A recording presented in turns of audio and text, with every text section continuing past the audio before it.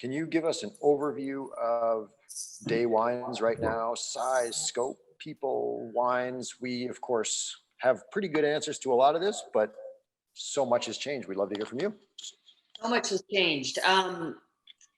Yeah, in the like March 2020 when COVID first broke out, I had 4 or 5 employees, and I laid everybody off except me and Eric, who was my assistant at the time.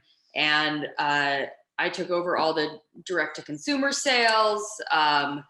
Eric and I just did everything we needed to do to keep the winery going.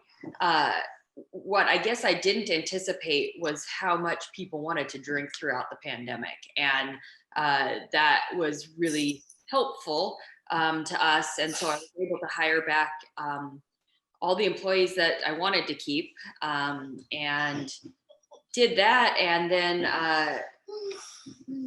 things changed. Eric had to go and get knee surgery, and he was out of commission for a good 6 months. So I hired a new assistant winemaker, a guy named Colin, who I've known for years in the industry. He has a pretty extensive background in various aspects of beverage production and selling. He's from Maryland. He got his start working in vineyards in Virginia about 20-ish years ago. Came out to Oregon and worked in wineries like the Carlton Winemaker Studio in Erath, and segued into distillation. He worked at Westward Whiskey and made aviation gin, and had his own restaurant called Oso Market, which I used to sell my wine to when I was doing my own direct wholesale in the Portland area. And that's how I knew him.